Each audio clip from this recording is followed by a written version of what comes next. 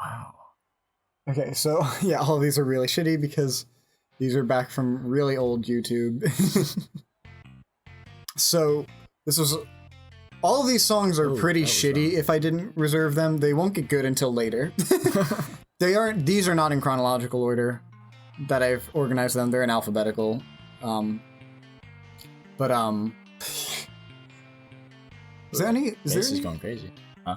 Yeah, this was a medley I found piano sheet music for. Oh god, you hear that, like, that popping in and out of your right ear? Oh yeah. This was recorded by someone known as Arbiter Teletubby. And I just remember he had his profile picture was like a Teletubby with an Osama bin Laden hat and like an assault rifle. I thought that was fucking funny. And then he recorded some of my songs for me. And this one was one of the ones that was not good. Most of it'll be rare that one of these I'll say like, oh yeah, I like that. Like I said, it'll get better towards the Guitar Hero 5 era because there I had a lot of ones I needed to get rid of. Cool. But this was mostly when I was still perfecting my craft. Of course. And back when I was like, every single song used to have a hard part too. Of course. You'll see that soon in this song. God. Oh, that's really irritating.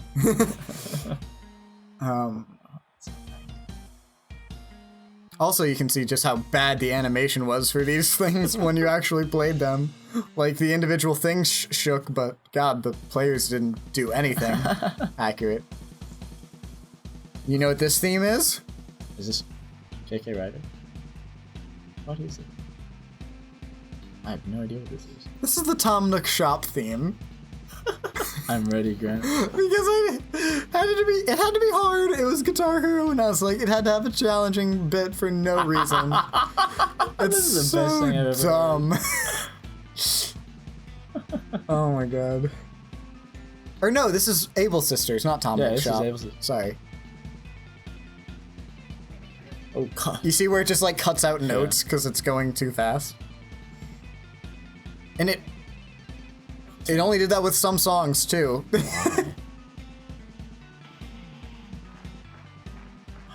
And you can see like, in this game especially, like, depending on like what octave the note is in, it sounds different than one beneath it. Also, you know what this part is? You'll see in a second. It's so amped up. It's the end of the day savior game theme. It's so amped.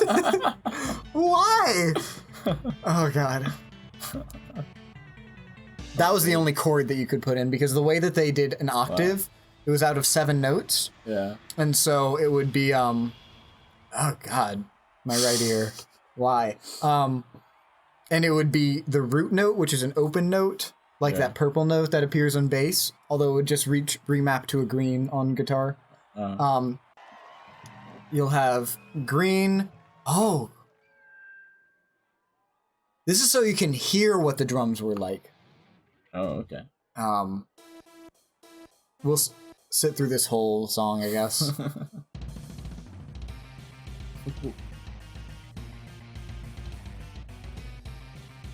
See, here there's no snare. I think we're actually going to watch this song twice because I have another recording of it, but it's just not capture card quality. Oh, okay. And it's a view of the drums, and this is a version of the audio. And I guess we'll just watch both because I'm not editing either of them together. I'm just preserving the videos in their original shitty quality. I don't know. Ooh,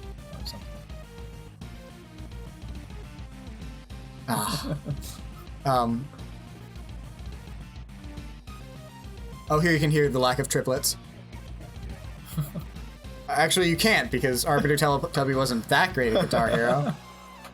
And there was a no fail mode in this game, so you couldn't just make it autoplay or get through no matter what. You had to fucking beat the whole song if you wanted to hear it. I mean, you could listen to a preview, but if you wanted to see all of the chart, you had to get there. So like, I could never beat all of Bowser's Wrath, my first song. Maybe I could nowadays, but actually I'd have to, because every single TV nowadays is an HD TV. You need to calibrate these games for every TV that you use for lag. Of course. So I'd have to calibrate this game in order to make it playable, and like it has different timing than Rock Band that I'm used to, and like, Oh yeah. fuck it. Really? I've conceded that Rock Band is definitely the superior franchise because it's made by Harmonix, who made the original 2 Guitar Heroes.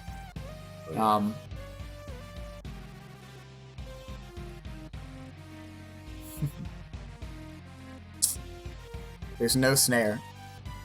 None at all. And that's a glitch? Or Huh? did you not originally have snare, or wait? Yeah, this is the original version of the song, and then the okay. one that I showed you earlier was the updated version that I had saved on my Wii.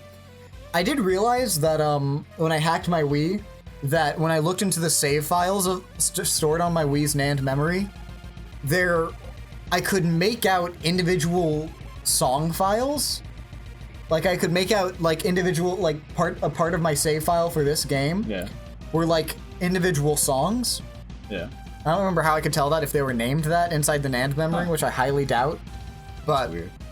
But I theorized that like if you could maybe I'd never tested this out, but I theorized that maybe you could transfer the song data for your song to another Wii if you hacked the save data and like transferred it from one to another. Yeah. I'm sure it wouldn't work that easily. I'm sure it has like some signing thing depending on like your band name and stuff to verify that you're the creator. I get you. But I never bothered testing it. So I mean, theoretically, I could go onto my Wii right now and all my saved games and still host them online for you to download and play if you want. Wario Stadium. So this name is actually entirely incorrect. Oh. Okay. Well, just because it's based off of the. Also, this is a really boring introduction. God damn. Oh, hey, Anime Dreams. Nice to see you signed on. But this is based off of the Double Dash version. Yeah. Which, in that game, the tracks were Waluigi Stadium and Wario Coliseum.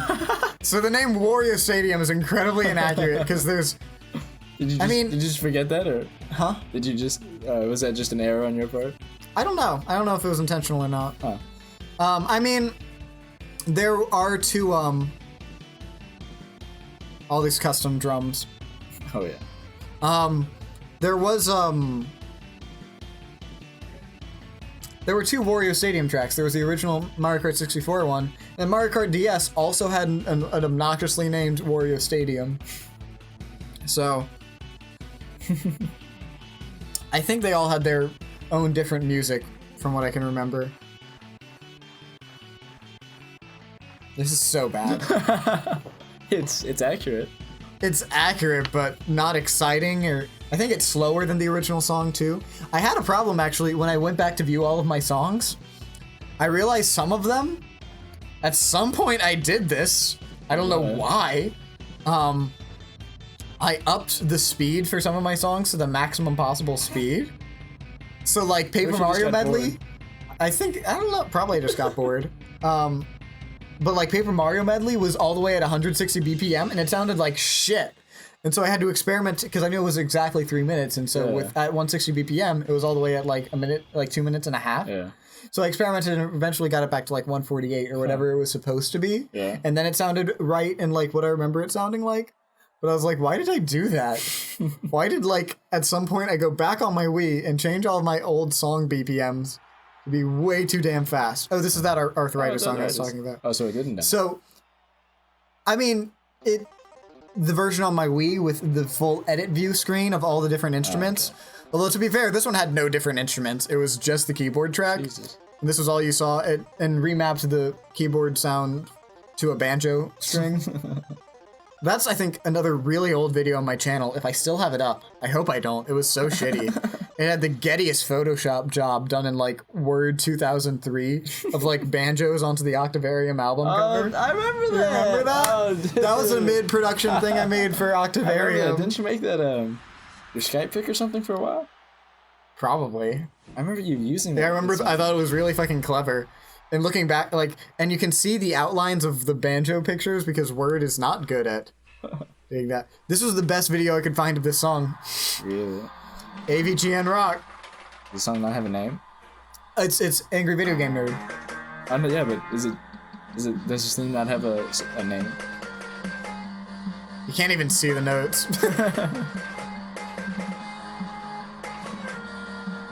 Rest assured, the song is very easy.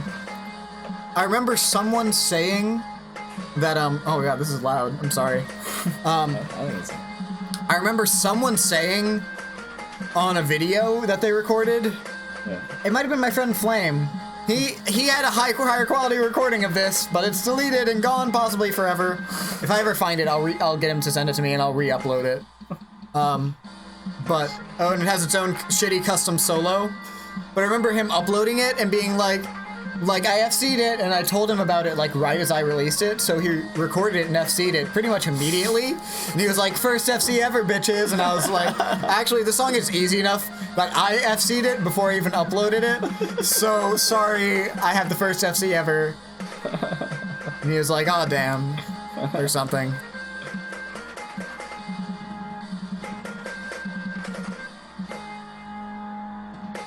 It's the Angry Video Game Nerd theme. Nice. And this was back when James Rolfe made one intro to Angry Video Game Nerd, which was like, it was a collection of all the different remixes he did. This is my favorite song, holy shit. Oh shit. And I was like, maybe I can get onto that. He had like the Mario Paint version of his song, mixed with like a metal cover and like from scene to scene of different people's recreations of the song. Damn. This is GH Alex 9. He knows what he's doing. Fucking love this recreation. That hot rhythm. Ooh. That was a palm mute. Those were palm mutes, yeah. That's fucking jamming. This is just the piano note with all those volumes turned to 0. I especially loved the charting of the main riff.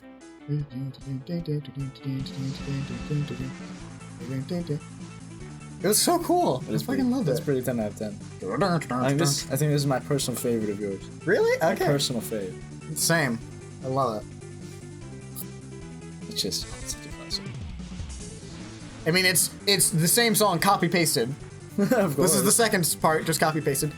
You can hear some of the volume versatility there. That was another thing I liked about this one, is I experimented with the volume. And like, in Mario Paint, for example, listen to that fade out. That's a weird glitch. That's another glitch that happens on some songs and others. On some songs, like on some song, like files or whatever, when you make a new song, it'll let you, whenever you switch between rhythm and lead, allow a blank portion to override switching to the other instrument if the other instrument is playing something. And right there was an example of the other instrument playing something, and the instrument that I told it to stay on, it drifted to the other one because it wasn't playing anything, and it's really obnoxious. That's really weird. This is Count Batula from Conker's Bad Fur Day by Robert Beanland. I should probably tweet this video to Robert Beanland and see if he's like, I remember that, and see if he's cool like Grant Kirkhope. Probably. I don't know. They have a mini feud, even though they're friends. I don't know. Probably just a friendly little rivalry. Just a friendly little rivalry. I don't know. It's sort of like a feud between like between the Conker dev team and the Banjo dev team, from what I understand. Because as I understand it, also this part is so much fun to play. It's not too fast that it's impossible, but it's so cool. Pleasant. It's also an idea I've always had for like what could be harder than Through the Fire and the Flames than if like in addition to being green every other note, you had orange every other note. That's what that part is. Although it's slower, so it's bearable. And also the solo is really cool. It's not an original solo. This is what it actually plays on the violin in the original song. It's cool. But from what I understand, the dev teams, because Conker was originally supposed to be a sequel to Conker Pocket Tales on the Game Boy Color. And so it was a cute and cuddly platformer. Of course. And it had a lot of really cool, inventive ideas. I believe it was in development longer than Banjo-Kazooie. And Banjo-Kazooie started out as Project Dream, in which you played as like a real boy and like a realistic RPG thing. What? And then they saw that they saw a bunch of dev builds of Conker's Bad Fur Day. And they thought, wow, Conker team is doing so many cool things. Let's just steal their idea. and from what I understand, like a lot of Banjo-Kazooie's greatest things were originally ideas implemented into early versions of Conker's Bad Fur Day. That's pretty tense. And Conker's Bad Fur Day, its development just went on so long, and the developers were finally like, you know what, fuck it, like, we're not even going to make a kids game anymore. We're gonna make a fucking adult game that's a parody of kids games. And one of the games that it ended up parodying was Banjo-Kazooie, which was a ripoff of its older self. Like, it's so weird, the history of those two developments. That's pretty neat. But yeah, Conker was supposed to be what Banjo-Kazooie was, from what I understand. Wow. Just the Banjo devs, like, actually put out a game. And, like, I know Robert Beanland was working at Rare before Grant Kirkhope and brought Grant Kirkhope along because they needed, for the side project of Project Dream / Banjo-Kazooie, they needed a different composer because Robert Beanland, their main composer, was working on Conker's thing, which is going to be their main thing. And then Grant Kirkhope comes in, makes a soundtrack that outshines all Conker's Bad Fur Day soundtrack. Even though I love Conker's Bad Fur Day soundtrack, it's just not as widely beloved because it wasn't as big as Banjo-Kazooie. Yeah. I love this soundtrack because it's so versatile. Like, Banjo-Kazooie has a specific style that's really brilliant. Yeah. And I mean, that's what you love about it. It's like so definitively Grant Kirkhope, and it's sort of simplistic, but that's what makes it great. Like, simplistic video game music goes a really long way into making it catchy and memorable. I agree. And That sounds weird. Like Green Man? I didn't even point out earlier in the song there was a glitch, like a glitch note that you can do, that someone realized you could make extended sustain notes. And this was my one experimentation with it, was where, because it was implemented as a thing in Guitar Hero and eventually Rock Band 3, but in Guitar Hero 4, you could do like a lower note and then put a note on top of that. Oh, yeah. So, as a sustain.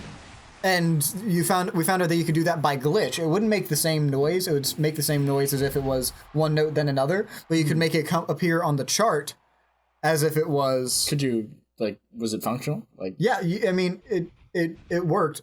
Oh, thank you for rating it 5 stars. Crushing Day? Crushing Day, this is a Joe Satriani song. He did Satch Boogie and Surfing with the Alien. And this is also from that one famous album that he has called Surfing with the Alien, which came out in the 80s. This has my own custom drum track.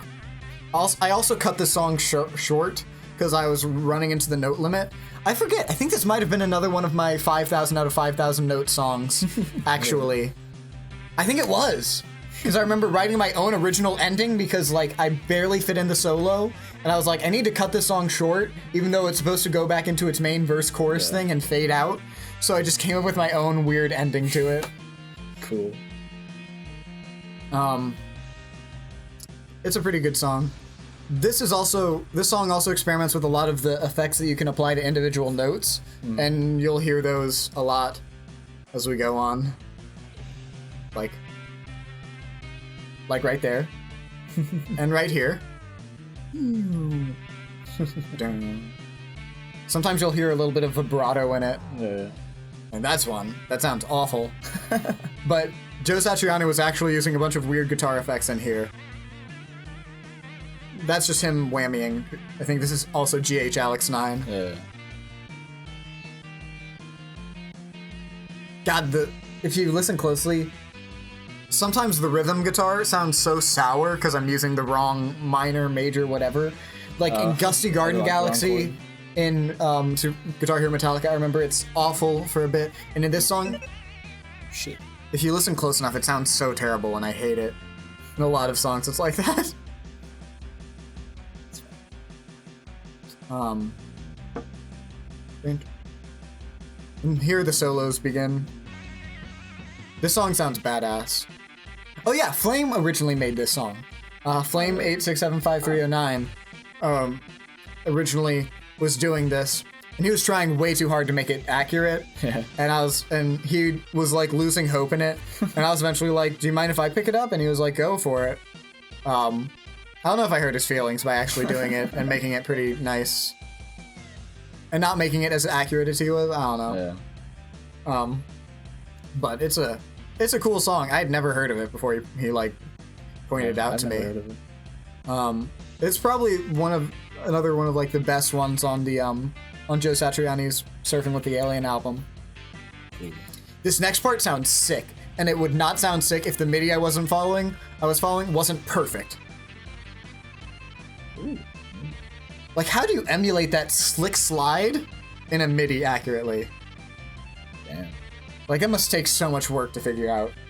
And this part's also really cool. I'm sure some good knowledge of like how music actually works. I don't know. If you're musically educated, I guess. Yeah, musicians are wizards to me. Oh yeah.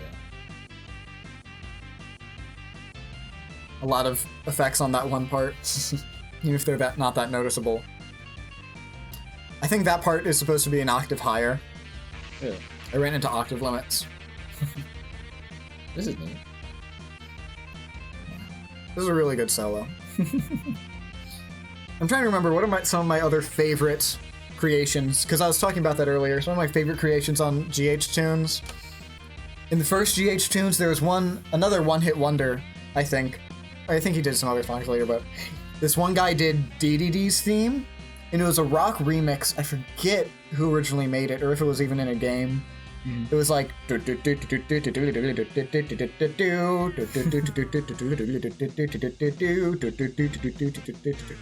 is this it? Hey. That's my original ending. That was a really good song. I loved that. My friend Weejay, or Waluigi, made a Mega Man medley. That was really good. I was first exposed to Mega Man music through that medley. Really? And he made a bunch of Banjo-Kazooie songs that were not as good. Really, chiptunes are really ideal for this sort of program. Oh, yeah. Oh, this is another song from Conker's Bad Fur Day. Who's Frankie? I don't remember who Frankie is. I remember the name Frankie. Who is Frankie? Frankie? Bad Fur Day. Frankie is the pitchfork that attacks you in Conker's Bad Fur Day. I don't recall that at all. Well, I mean, I never played it, but I watched you play a lot of it.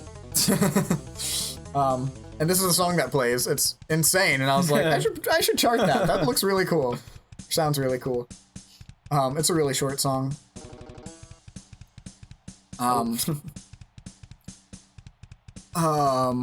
Another one of my favorites was this guy named Azure Dreams, or I think it was just Azure, or Azure. I don't know what. If that's one thing you can actually pronounce Azure. I have no idea. I've always heard it as you were. Azure. As you were. But that's definitely something that I like how I pronounce it in my head as a kid reading game facts. And he did a bunch of chiptune, which translates really well. Yeah, I'd imagine. And every single song he made was so good. That's what I remember. If there's like someone with like a consistently high quality of GH Tunes creations, it's Azure Dreams 777. I think was his YouTube channel name. He did, this is Huff N Puff. Oh, I remember this. Wait. This is the drum track of Huff N Puff, too, so you won't be able to hear shit. This is you? No, this is my friend Rock Band Wii Player 1, who actually, he recorded a few songs for me, like this. He recorded Stream of Consciousness, and then he actually remade all of Dream Theater's Stream of Consciousness and Mario Paint. Yeah. And it sounds really good. He uses the swans really effectively, actually. Oh, they use a lot of orchestral sounds, Dream Theater, right? Yeah, but swans still sound terrible. Yeah. You did a good job. You can make the swans useful in Mario Paint. And I remember, he linked them together, like, as like he sustained them, which they don't at all, but like he made it work. It was a good composition. But he did the Mineshaft theme from Ninja Gaiden on the NES. That was really good. He did Snake Man from Mega Man 3. He did Bloody Tears from Castlevania 2. He did a bunch of old chiptune music. That was... Oh, Bloody Tears. That's a thing Scott likes. Oh, it's a classic. It's pretty much the best part about Castlevania 2 Simon's Quest. Is that one song. This song repeats a lot. Pretty much, like, if I made a song in Guitar Hero 5, it was because, like, there was some sort of limitation that was lifted to make it sound good.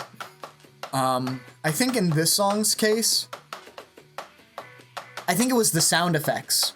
Because this song has a bunch of different sound effects. Like what? Like, it has, like a jar blowing sound. Oh. Or something. Like, it uses a bunch of sound effects from from whatever MIDI system the Nintendo 64 sound library uses. And I didn't like any of the sound effects from Guitar Hero World Tour enough to put them together, because I'm like, it's gonna clash so hard. And here the sound effects were nice enough that I was like, okay, I can mix it together. Wow, right.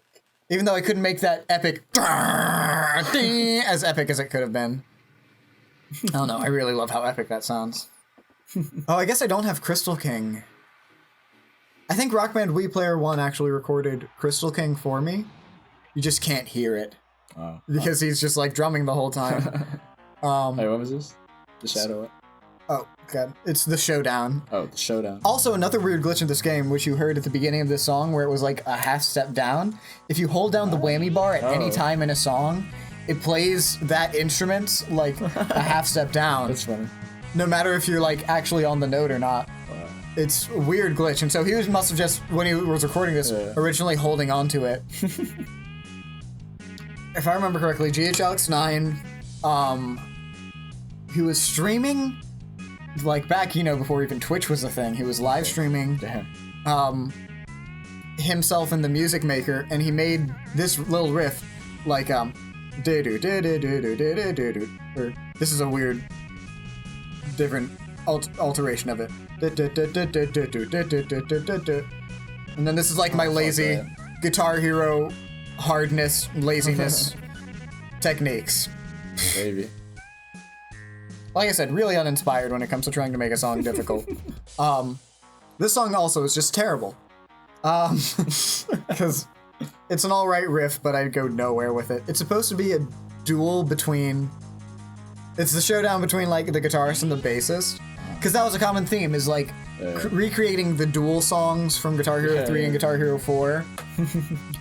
So now the bass is doing more interesting things this time around. Usually, dual songs would be done with the keyboard, but I wanted to do one with the bass, and it sounds terrible. Like, aren't those... Actually, listen to this. He's taking a dump. This sounds so shitty. This sounds so bad. Every time it hits the low note, it's just like, the poop note. The brown note. The brown note, exactly.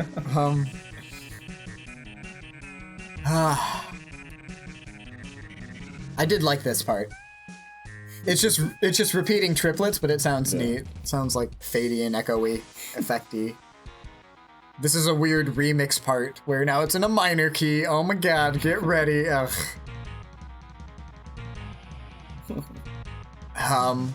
But yeah, he made it, and I was like, I'm gonna make that into a dual song. And then he like played it on his channel, and he made it a high scoring contest. I remember. Really?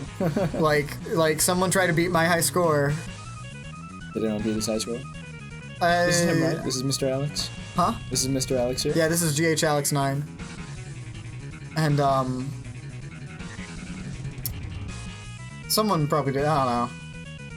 Like, I was surprised at this video. Like, this was another song I forgot existed until I was, like, just, like, Control F searching his YouTube page to see what videos he had that had Cheesecake Militia in the title. Weird. Oh,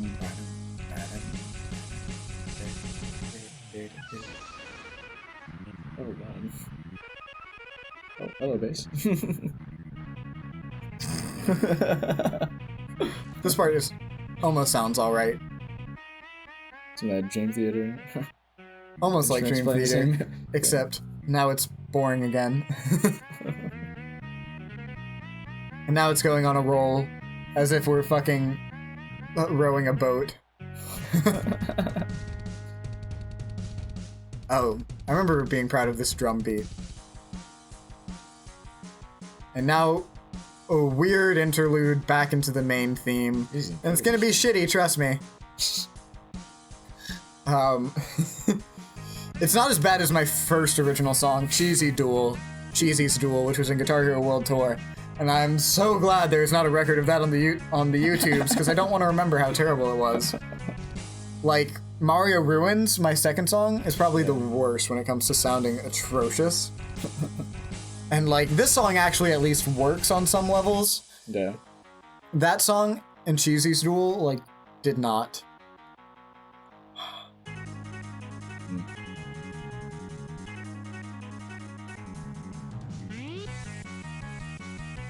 I don't know.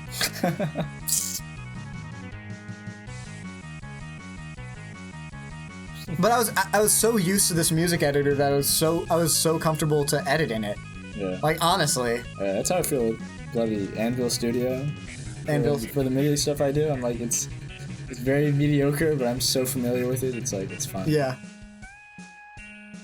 Like, this is where I would chart out, like, if I had it with me when I wanted to, like, chart out a new beat or whatever that I had in my mind, I would use this. And that's what those test songs on the Guitar Hero 5 section were. Self-Delusion, Untitled, and Grey Roses. Untitled is actually just called Custom Song in the game. I just didn't change the title from the default title. That might be the last one.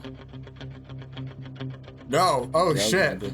Oh, someone put an intro to their video when I downloaded it. Why? Why?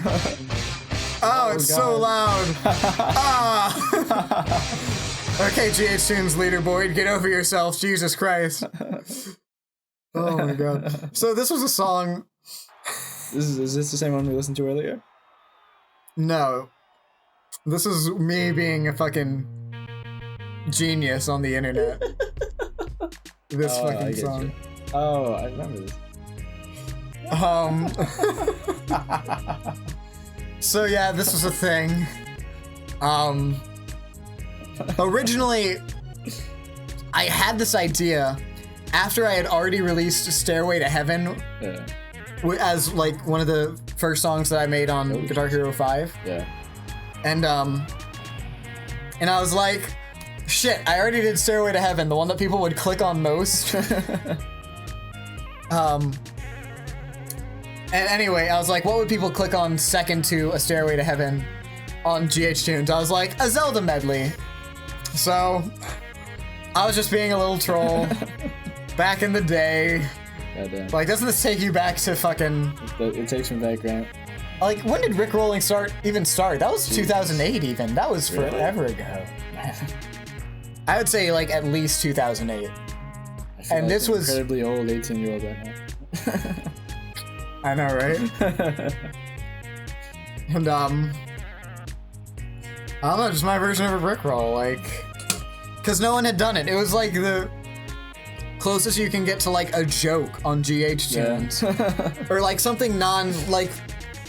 It's hard to use the systems that they have here on GH Tunes. That was because he was whamming. Why that sounded gross. Oh, okay. It was really hard to use the systems to make a joke or make something interesting. Like, here's a really common idea that people did, which, like, I've thought about in the past, I know. It was like, what if you made an alphabet song where, like, you actually made the letters of the alphabet, like, in the Guitar Hero gems? Oh, but... You get 8 letters. I know I've seen those, like, there. You can spell, like, cabbage and fag. Those are, like, the two things you can spell with. Oh, not with octave notes. I mean with, like, notes on the screen. Like, make an like, A scroll down. I know. Yeah. Okay, now I know. I know I've seen songs like that, and I've always had that idea, too. But that was never really that interesting. Like, this is... I am proud of this song just because it is an example of using... Also, listen to the cymbal. Like, that cymbal sound effect lasts forever. It's like... If you listen closely, I don't know, it always bothered me. And this electronic drum sound font. Quite fitting. But, I mean, this is a really shitty cover of a really shitty song, but, like... I think it's an exceptional cover of a shitty song. Thank you. I like how you play the singing part with the guitar. Of course. Because there's not really much of a guitar part. I can't even imagine. Like, I can't even imagine in my mind what the guitar plays. There is a guitar, right? I think it's just that dun dun dun. Oh no, that's the fucking backing vocals. I forget what the guitar. It's like it's in Rock Band. We played it, right? And I remember there being a guitar that like is. It was probably just like chords or sustains or something really boring. The bass is where it's at. Oh yeah. It's a dance song. Like it's not. Dance songs are not meant to be put into rock bands. Oh yeah. Which is why like I download pop songs from C3 for my Rock Band song collection, but like I don't play them a lot because they're usually not fun to play. They're just for parties when people come over and they're like, I want to play Your Girlfriend or Your Boyfriend by Justin Bieber. Yeah. And then we're like, and then we play it and everyone, and even the singer, it gets bored of it eventually. And I'm like, see why we don't play those? I almost keep them in there as just like a lesson to people. That may have been the last one. Damn. This Is the end of the journey? This is the end. This can't be it, Grant. I'm not ready to go back to modern time. Yeah, that was way too loud for it to be an end, Jesus. Morgark, that was his name. Morgark. He recorded that. Shout out to my boy Morgark. That's GH Tunes, everybody.